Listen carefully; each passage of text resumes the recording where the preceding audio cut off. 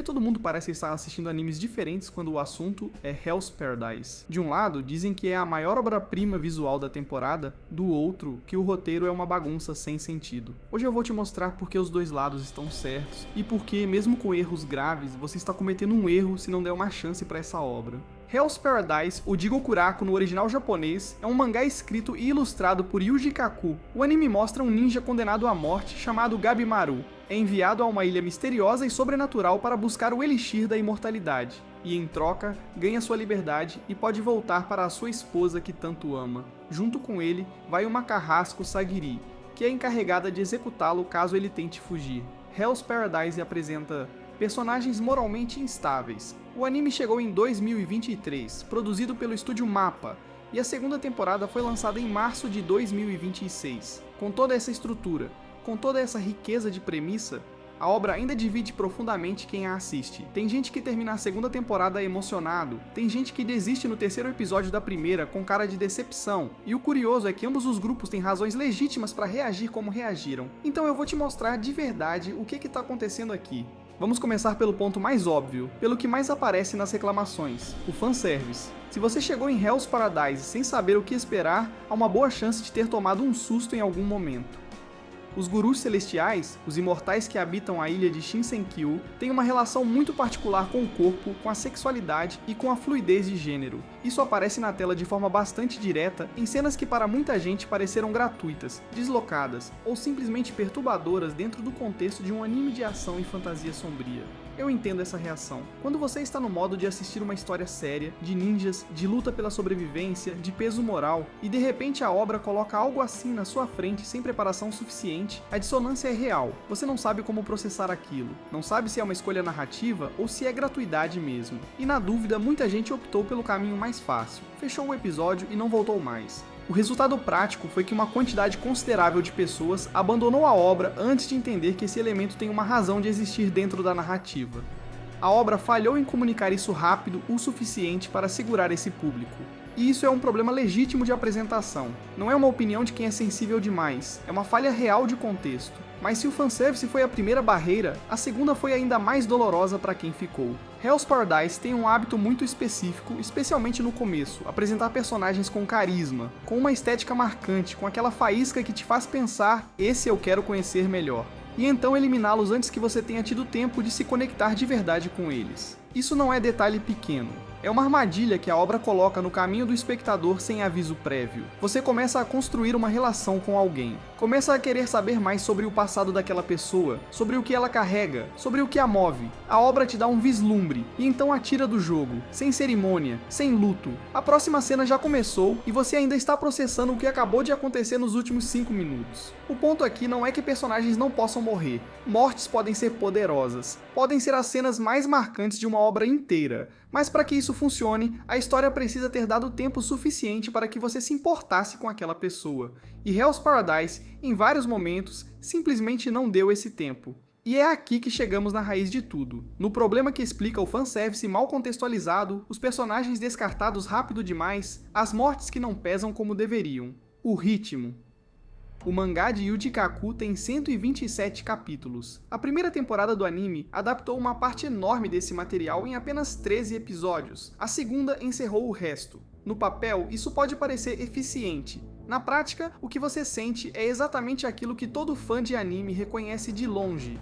O anime rushado. Cenas que no mangá tinham espaço para respirar, para deixar o leitor sentar com uma informação difícil, com uma morte, com uma revelação importante. No anime passam em segundos. Personagens que mereciam arcos de desenvolvimento aparecem, cumprem sua função narrativa e saem de cena antes que você tenha tido tempo de realmente se importar com eles. As mortes que deveriam parar o episódio, que deveriam deixar aquele peso no peito que fica por dias, passam quase despercebidas porque o conflito seguinte já está chegando na tela. E Yuji Kaku não escreveu uma história ruim. Muito pelo contrário. Acho que ele escreveu uma história boa demais para o espaço que ela teve. O mangá precisava de mais capítulos para que os arcos secundários tivessem tempo de florescer. O anime precisava de mais episódios para que cada perda custasse algo real ao espectador. Há uma diferença enorme entre uma obra que decide ser concisa e uma obra que simplesmente não teve o espaço que precisava. Hell's Paradise se encaixa no segundo caso. Então o veredito desta primeira parte é esse. As críticas fazem sentido. não são exagero, não são de gente que não entendeu a obra ou que não tem paciência para anime.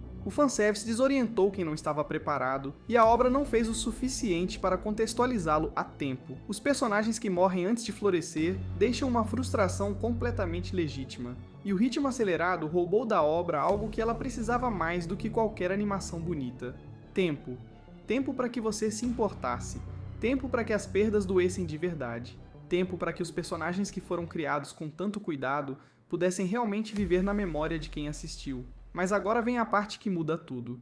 Porque com todos esses problemas, com tudo que eu acabei de te mostrar, Hell's Paradise ainda é uma das obras mais fascinantes que eu assisti nos últimos anos. E se você abandonou ou nunca deu a primeira chance, eu vou te mostrar exatamente o que está do outro lado dessa barreira.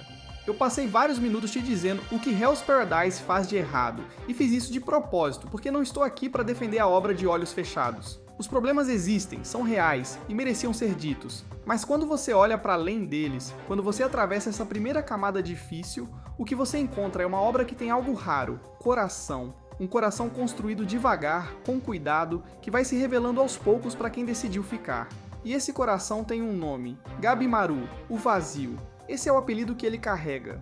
Um ninja treinado desde criança para matar sem hesitar, sem sentir, sem se apegar a nada. Uma arma humana construída para obedecer e executar. No começo, é exatamente isso que você vê. Um personagem frio, calculista, quase robótico. O tipo de protagonista que você já viu 1000 vezes. Mas então a obra começa a te mostrar o porquê do apelido. Gabimaru se chama o Vazio porque é o que as pessoas ao redor dele sempre acreditaram que ele era. E ele mesmo, por um tempo, acreditou nisso também. O que Hell's Paradise faz de mais inteligente é construir devagar a desconstrução desse vazio. Cada confronto na ilha, cada momento de quase morte, cada pessoa que ele encontra vai arrancando uma camada desse personagem até revelar o que existe embaixo de tudo. Um homem que ama, um homem que tem medo, um homem que quer, acima de qualquer coisa, voltar para casa. Esse arco de humanização é lento, é honesto e é um dos mais bem executados que eu já vi num anime de ação. E por falar nisso, vamos falar de Yui, a esposa de Gabimaru, o motivo pelo qual ele ainda está vivo. A razão pela qual ele atravessa uma ilha que devora humanos, enfrenta seres imortais e continua de pé quando qualquer pessoa normal teria desistido há muito tempo. Só que tem um detalhe que a obra coloca no ar desde cedo e que fica na cabeça de quem presta atenção. Ela realmente existe? Porque as memórias que Gabimaru tem de Yui são perfeitas demais, calorosas demais. Num ninja treinado para não sentir absolutamente nada, a intensidade com que ele se apega a essa imagem levanta uma pergunta perturbadora. Yui é real? É uma criação da mente de um homem que precisava de um motivo para viver? É uma âncora emocional implantada nele por algum motivo que ainda não entendemos? Essa questão fica no ar por uma boa parte da obra, e ela é um dos elementos que mais prendem quem decide continuar assistindo. Você não está só vendo um ninja lutar para sobreviver, você está vendo um homem que precisa provar para si mesmo que o amor que sente é real.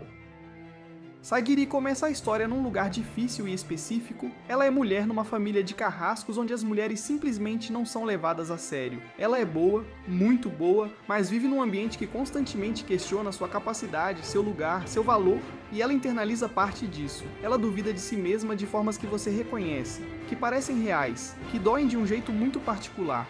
Mas ao longo da obra, Sagiri cresce, e não de forma abrupta, não daquele jeito onde o personagem de repente decide que vai ser forte e tudo se resolve. Ela cresce através dos encontros com Gabimaru, através dos horrores que enfrenta na ilha, através de escolhas difíceis que a forçam a definir quem ela quer ser de verdade.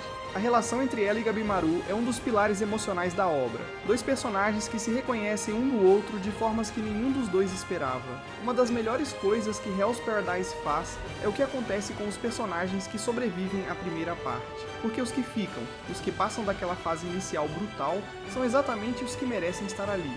E entre eles, dois se destacam de formas muito diferentes. O Senta começa parecendo um coadjuvante, acadêmico, observador, mais analítico do que físico. Mas à medida que a obra avança, ele revela camadas que poucos esperavam. Há uma humanidade no Senta que contrasta lindamente com o caos ao redor dele, e sua presença na história fala muito sobre o tipo de heroísmo que Hell's Paradise tenta explorar. O heroísmo de quem não é o mais forte, mas que continua mesmo assim. E tem o Tamiya, o personagem que perde a mão, e que é uma referência tão clara ao Miyamoto Musashi que dói de tão bonita. Um guerreiro que precisa se reinventar completamente, que precisa encontrar uma nova forma de lutar, de existir, de ter valor, sem aquilo que achava que o definia. Esse é exatamente o tipo de arco que Hell's Paradise entrega quando tem espaço para respirar. Agora vamos voltar ao fanservice, mas dessa vez com o contexto que a obra demorou para dar. Os Tensen, os gurus celestiais que dominam a ilha, são seres que transcenderam a humanidade através da acumulação de Tao, a energia que permeia tudo nesse universo. E o sexo, na lógica interna de Hell's Paradise, não é gratuidade, é espiritualidade. É uma das formas que esses seres encontraram de elevar seu poder, de absorver o Tao dos outros, de se aproximar daquilo que acreditam ser a imortalidade verdadeira. Quando você entende isso, as cenas que antes pareciam deslocadas passam a fazer sentido dentro da cosmologia da obra. O Hien, em especial, é um vilão construído com consistência interna rara. Cada escolha que ele faz é coerente com a visão de mundo que a obra criou para ele. E o Jujin carrega uma fluidez de gênero que não é estética, não é provocação, é narrativa. É parte fundamental de quem esse personagem é, em sua essência mais profunda. Esses não são vilões que existem para dar uma boa briga de ver. Eles existem para fazer perguntas sobre o que significa ser humano, sobre o preço da imortalidade, sobre o que se perde quando se decide não pertencer mais ao mundo dos mortais. Essa é a diferença entre um antagonista e um vilão com propósito. E falando em escala, a segunda temporada de Hell's Paradise revela algo que muda completamente as dimensões da história. A ilha não é apenas um lugar perigoso, um desafio para criminosos desesperados. A ilha é um ritual em andamento há séculos. Os Tensen precisam de Tao, uma quantidade absurda de Tao, para finalmente alcançar a imortalidade verdadeira e perfeita. E a fonte que eles escolheram para isso é toda a humanidade. O plano é usar a raça humana inteira como combustível de um ritual. De repente, o que parecia uma história de sobrevivência numa ilha perdida se transforma em algo de escala épica. Os personagens que você acompanhou lutando apenas pela própria vida agora são a única coisa entre esse ritual e o resto do mundo. Isso é construção de stakes. Isso é uma história que sabe onde quer chegar. Não dá pra falar de Hell's Paradise sem falar da Mappa. O estúdio, que sejamos honestos, nem sempre entregou o seu melhor na primeira temporada. Houve inconsistências. Houve momentos onde a animação claramente sofreu com o calendário apertado. Mas a segunda temporada foi outra história. A Mappa entregou sequências de ação. Se você estiver gostando, peço que se inscreva. Eu tenho o sonho de chegar aos 1000 inscritos para monetizar no YouTube. Deixe seu like para que o YouTube recomende esse vídeo para outras pessoas. Vamos voltar pro vídeo. Estão entre as mais impressionantes que eu já vi em anime. Movimentação de câmera, fluidez nos combates, uso de cor e de contraste que transforma cada cena de luta num espetáculo visual. Quando a Mappa decide mostrar do que é capaz de verdade, Hell's Paradise se torna algo difícil de ignorar. Hell's Paradise é uma obra imperfeita. Eu disse isso no começo, eu digo de novo agora, sem nenhuma vergonha. Ela tem um ritmo que às vezes não faz jus ao que está contando. Ela perde personagens antes da hora. Ela falhou em contextualizar elementos importantes para quem não estava preparado. Mas ela também tem Gabimaru, um dos protagonistas mais humanos que eu já acompanhei em anime, cujo crescimento ao longo da história é genuinamente emocionante. Ela tem Sadiri, que cresce de formas reais e dolorosas. Ela tem vilões com profundidade filosófica que poucos animes do gênero se atrevem a construir. Ela tem uma escala de história que ninguém esperava. Ela tem momentos de animação que justificam sozinhos o tempo investido. E ela tem algo que muitas obras tecnicamente perfeitas não têm. Ela te faz sentir alguma coisa. Se você desistiu lá no começo, eu entendo. Mas agora você sabe o que está do outro lado. E a única pergunta que fica é essa: você vai deixar os problemas do começo te impedirem de ver o resto? Comente se concorda ou discorda da minha visão sobre Hell's Paradise, que eu respondo em até 24 horas.